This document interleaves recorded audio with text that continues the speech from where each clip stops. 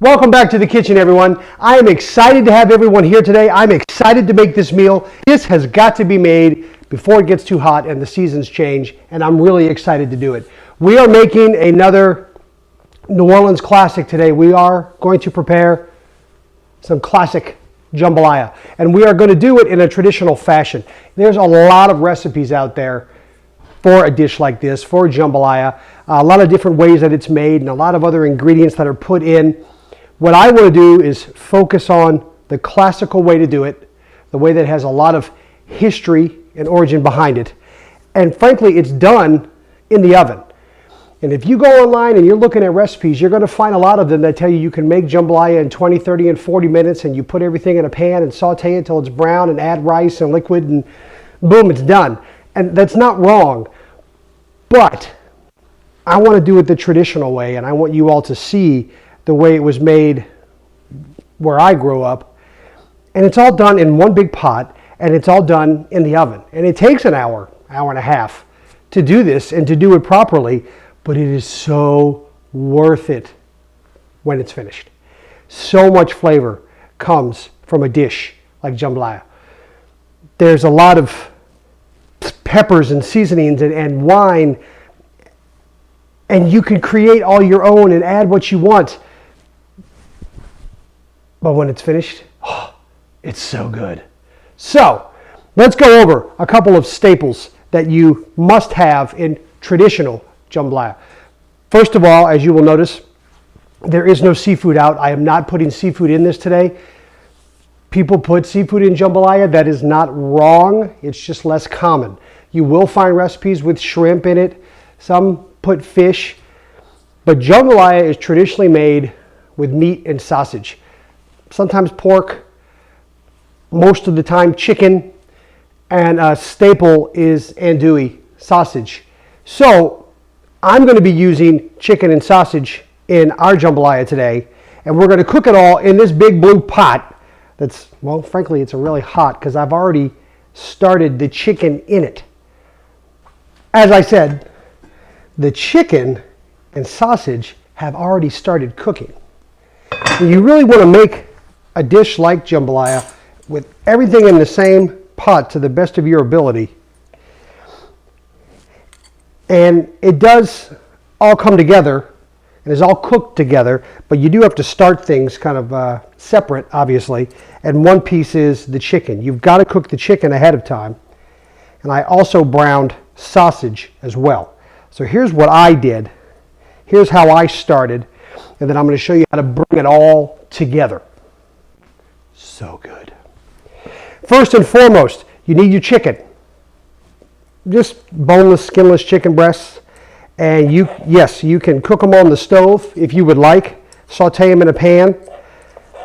The way I recommend doing it, the way I was taught to do it, is I cook the chicken in the same pot that I'm going to cook the whole jambalaya mixture.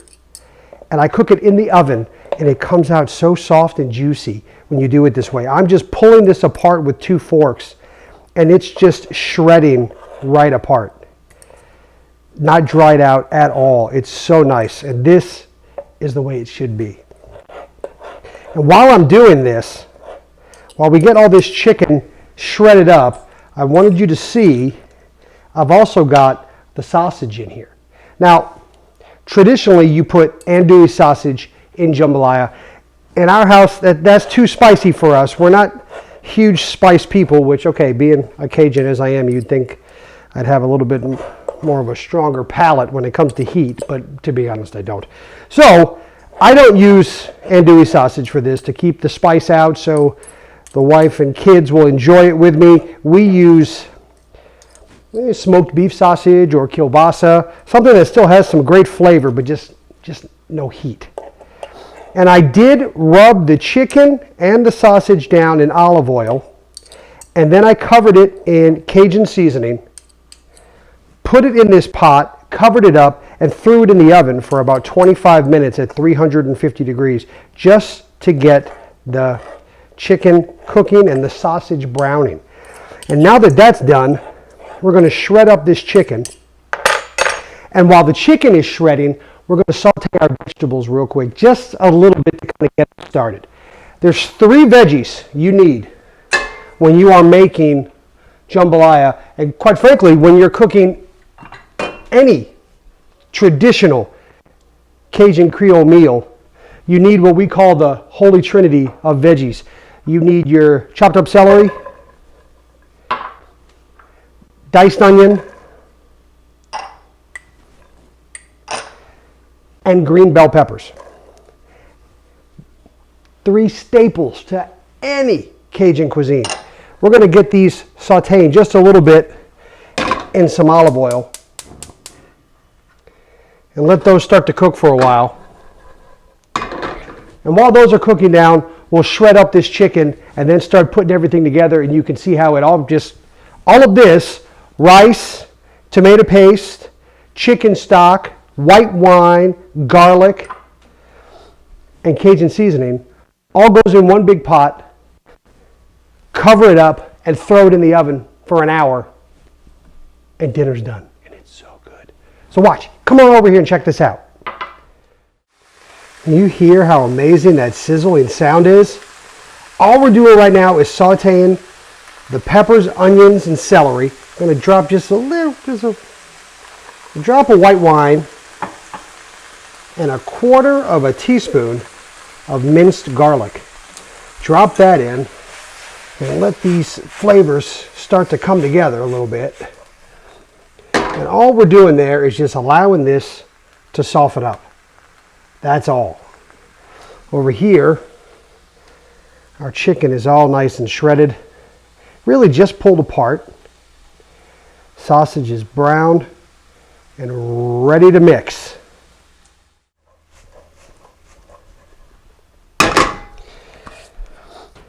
So while those are sauteing nicely and the chicken has been pulled apart, which some recipes will tell you to go ahead and take it and chop it up into pieces, I just like to shred it up. That you kind of get a little more, the appearance of more when you shred it up. It also kind of thins it out so it absorbs and cooks everything together so nicely, and you run less of a risk of it drying out this way. But just kind of tear it apart a little bit. And we're going to let those veggies finish softening up. And while we're doing that, let's go over a couple things. I've got my rice, and I just have 2 cups of long grain rice. A big thing about a dish like this in New Orleans, you don't need fancy rice. I didn't go out and buy basmati rice or anything like that. This is just regular old long grain rice. Got 2 cups of that. I've got chicken stock, because remember, we're cooking rice, so the one ratio to remember when cooking rice, for every cup of rice, you need 1.5 cups of liquid. So I've got 2 cups of rice, so I've got 2.5 cups of chicken stock and 1 cup of white wine. So I've got my 3 cups of liquid to go with my 2 cups of dry rice. We're going to put all that together. I'm also going to throw in some tomato paste, because a lot of flavor is packed in here, and this keeps things from drying out. The acidity in tomatoes will protect the chicken, keep it from drying out, allowing all these flavors to come together nicely. So we're going to add some tomato paste, just a couple tablespoons, not a lot. I've got 1.5 heaping teaspoons of minced garlic that I chopped up myself. We've got our sausage. Remember, if you want something spicier, throw in a thing of andouille and steer away from the beef smoked sausage or kielbasa, because they have a lighter, sweeter flavor, which we like. But if you want to stick to tradition, a nice strong andouille link will really help you out. And last but not least is your Cajun seasoning. You can buy Cajun seasonings. There's all kinds in the seasoning aisle at the grocery store.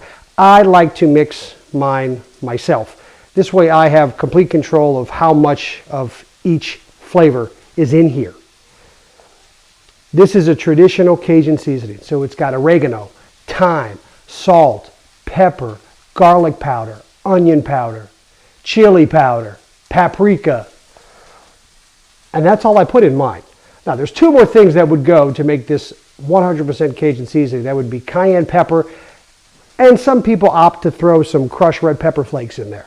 I'm leaving that out because we don't want the spice. But otherwise, if you go buy pre-done Cajun seasoning, everything I just listed is going to be on the back of the container, I promise you. I like garlic and onion powders, so I do about 1.5 teaspoons of each of those. The rest is about 1 teaspoon of each, and you mix it all together, and that makes up the Cajun seasoning, of which we will throw in 1 heaping tablespoon when we put all this together before we bake it. Let's take a look at our veggies. Perfect. They're nice and soft. They're not brown at all. The liquid is all cooked out. Those are done, and we are ready to put all this together. Yes. Okay, so now, super easy. Now that the veggies are done, the chicken has been all shredded up and pulled apart, now we can put everything together and actually see this jambalaya come to life. This is the easiest part, and the piece that I think is essential to making this dish, and that's cooking it all in one big pot, in the oven, everything together so it happens slower, and all the flavors can truly marry and come together and absorb, and the rice can take its time to cook. Oven's ready, because that's all we need to happen now is the rice needs to cook. That's how you know jambalaya is done. And can you do this on the stove? Sure, yeah. It happens a lot faster. You run the risk of overcooking or burning. That's why I like doing this in the oven. It takes more time, but it's a traditional way to do it, and it really allows everything to come together nicely. So all I'm doing, I put those veggies, the peppers, onions, celery, I just poured that in the pot with the sausage that's already in there. I'm going to go ahead and dump this chicken in there. Oh, that chicken really pulled apart so nice. It's nice and juicy thanks to cooking in the oven for a while. I'm telling you, it's a great way to do it. You throw it in the oven, put it on 350, cover it up. It comes out so juicy and full of flavor. We've got our chicken in there with our veggies. Now, I'm going to throw in, I've got 2 cloves of garlic minced together really well. Throw the garlic in there. I'm going to go ahead and dump our rice. Just pour it right on top of everything. Kind of mix it in. Now we need our liquid. I've got 1 cup of dry white wine.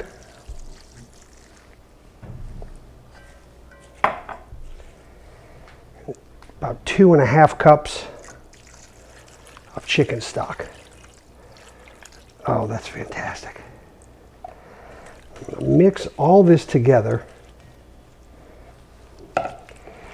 The last thing we're going to do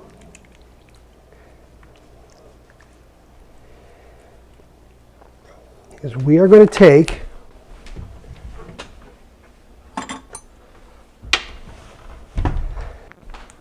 one heaping tablespoon of our homemade Cajun seasoning. And remember, is missing the cayenne pepper because we can't do the spicy around here. I wish I could. But I put 1 heaping tablespoon of the Cajun seasoning and my 2 tablespoons of tomato paste.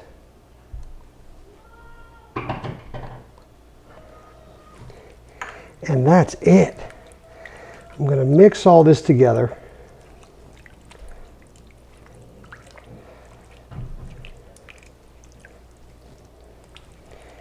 Come and take a look at what this looks like so you can see the before and the after. Oh, it's great.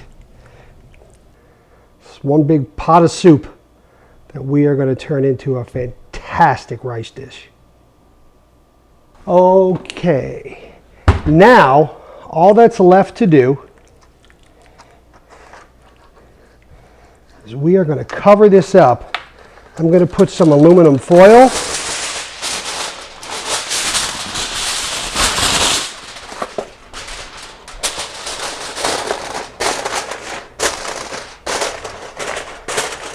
really close that down. And then I'm going to put the lid on. The oven is preheated and set at 350 degrees. This is going to go in for the next hour.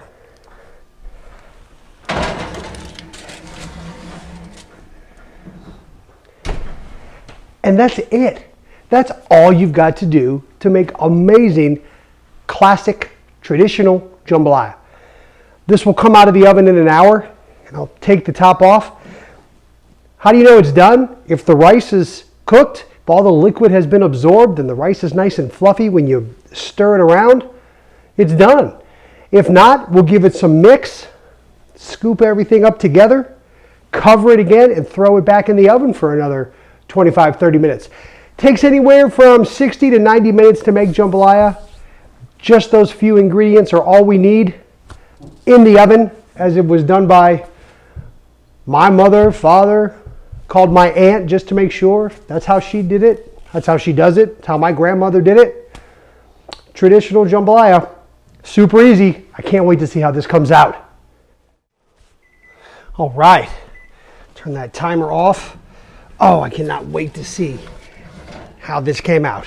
Ooh, ooh, that's hot. Oh boy.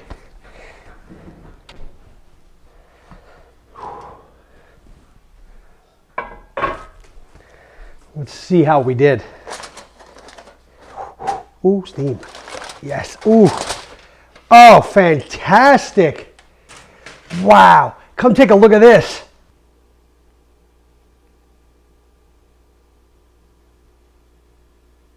How perfect did this come out? Oh, this is how you know it's done. When you give it a stir, the rice is fluffy. All the liquid has been absorbed. Oh, wow, does that smell good? Oh, this is exciting. Ladies and gentlemen, doesn't get much more Creole than this. Oh, this is gorgeous.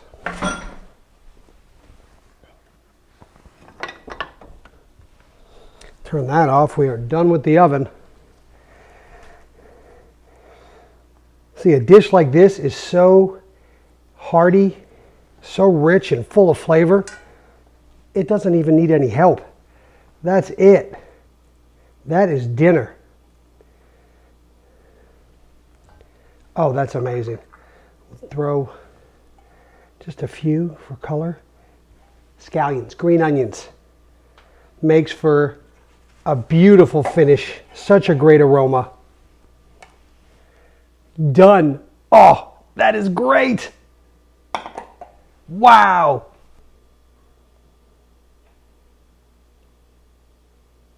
Well, folks, that's it. Dinner is done. It is served. Requires no help from anything else. A big bowl of jambalaya just screams Creole. Oh, such fantastic flavors. I hope you enjoyed this video. I hope you learned a few things about the history behind the dish. Has a really long, extensive history. In fact, if you look it up online, you find out all kinds of great things about this and how it's made and the time it takes. A little over an hour, and it's the right way to do it. You can do it on the stove. Sure, you can cook it in a big pot, big saute pan on the stove. You just have to be careful of the heat. You don't want the heat to go up too high. You don't want things to cook too fast. In the oven, you've got a nice, even disbursement of heat. Takes a little time for things to cook, but these flavors come together so well. If you have not done so already yet, folks, please subscribe to this channel. Make sure your notifications are turned on. Give the video a thumbs up. Share it with all your friends. Oh, I cannot wait to eat this. I hope you enjoyed. Let me know how it goes, and I'll see you all in a few days. Take care. Bye-bye. Oh, this is great.